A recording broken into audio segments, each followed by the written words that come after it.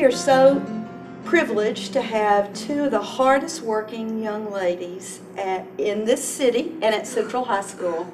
They're both seniors. Nicki Findlay and Elizabeth Ellery are the two top officers of the Key Club at Central High School, which is associated with, it's the youth club of the Kiwanis Club.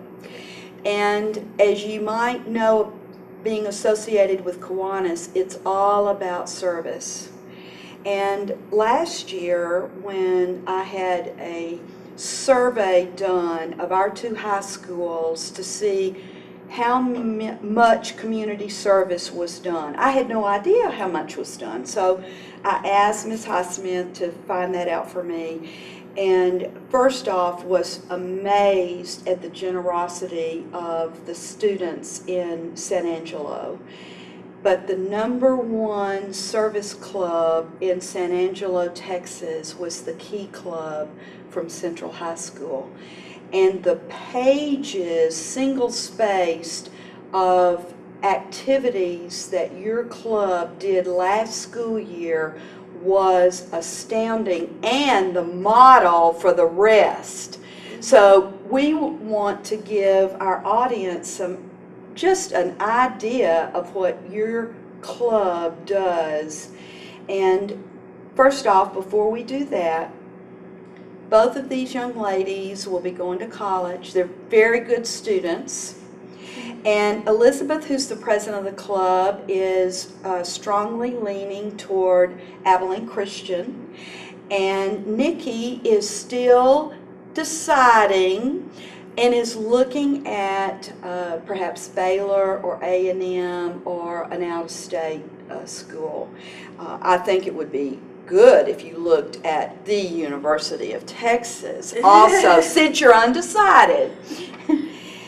I have never seen an organization in all of my years as an administrator that does as much as your club. How long has your club been active at Central High School? Many years? A long time. And your sponsors are very dedicated. Tell us who your sponsors are. Our Kiwanis advisors are Mr. and Mrs. Barron. Okay. And they have been with the Central High School Key Club for 11 years. And what about on-campus sponsor? Our faculty advisors are Mr. Jason Ibarra and Mrs. Nancy Thompson. And how do you all go about determining what you're going to give of your time towards? Different organizations that need a hand contact us, or they contact Mrs. Barron and they ask if we would be interested in helping them out, and most of the time we are able to. So. Well, you have already a reputation and probably don't say no much. That's right.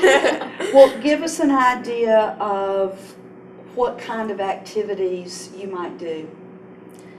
Well, we work really closely with the Children's Miracle Network and the Desk Project and UNICEF. Those are our big major organizations that we are involved with. Well, give us an example of what you might do for each of those organizations.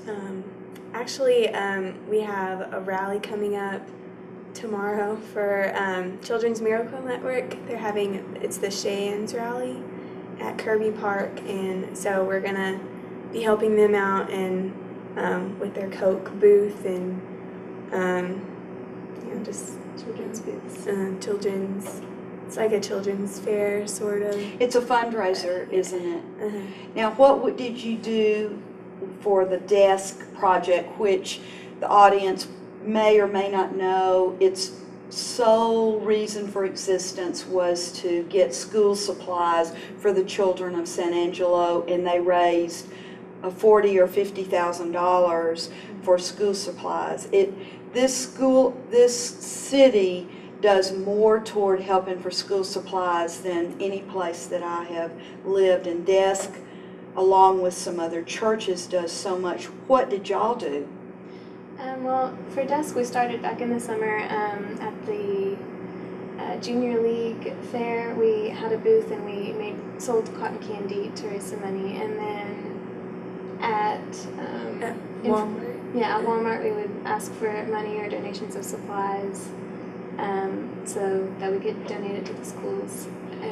So you give a lot of your time standing, asking at Walmart for donations for desk, or anyone who's not worked a cotton candy machine doesn't understand that you go home immediately and get in the shower. It is all over you and it's glue. That sugar is glue in your hair and all over. What else have you done for UNICEF? In October is our big UNICEF project. We do the trick or treat for UNICEF, and we usually go to Hastings and stand outside and ask for donations, and that all goes to the program organization. How many active members do you have this year? I don't know the final count. It's around 60 or I'd say it's close to 60. And do you have the same number of people, or are most of those 60 people willing to go out and do cotton candy and stand in front of Hastings and Walmart and raise money? That's what's so great about Key Club. We get to meet so many extraordinary people that are willing to work hard for the community and serve. It's really neat thing. So both of you were in the club last year, obviously, or you wouldn't be officers. How many hours did each of you do in community service last year? Wow. Well, I know as a club we had over 5,000 hours, but individually we each lettered, which meant to letter you need 60 hours, but we well exceeded that. So you got a letter jacket? Yes. Excellent, excellent, excellent, as you should.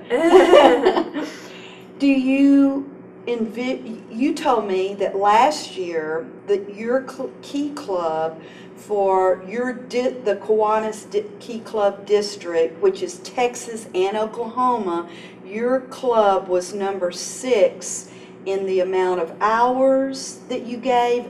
Is it based on hours of service? Hours per member. Hours per member. And you are aiming this year to be number 1 in Texas and in Oklahoma. Out of 317 clubs. Out of 317 clubs.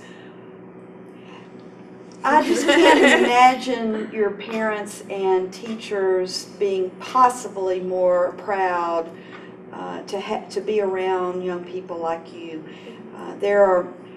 Our society as a whole spends more time taking care of themselves, and for you all to model as young people for us, logging in those kind of hours, and they're not all fun hours. You're in the heat, you're in the leaning over the cotton candy machine, out in the heat doing fundraiser games with kids in the park. What has been your favorite community service project? My favorite is when we do read-in leads and we go to Trinity Lutheran School or Angelo Catholic School and we read to the children, and we do activities with them and just be with them and help them grow and show how they can be leaders too, or have role models to look up to. What's your favorite activity, Nikki? Oh, well, that was a good one. I really enjoy Read and Lead. I also really enjoy for different holidays and things like Christmas or Grandparents' Day or Easter or those holidays, we make cards or care packages or something for, like last Sunday we went to Myrtlewood to give Grandparents' Day cards. Which is a nursing home, isn't it? What have you seen in yourself any changes in your thoughts about what you want to do after college because of what you have done and the experiences you've had? Well, I know that this is definitely something I want to do for the rest of my life. I enjoy it so much, and I can't imagine not having something like this to turn to, or to be able to help people like this is just really rewarding. I just love working with people, no matter their age or anything. I know I want to work with them, and I love serving them and being God's servant too. I don't know if I can say that. But Certainly you can say that.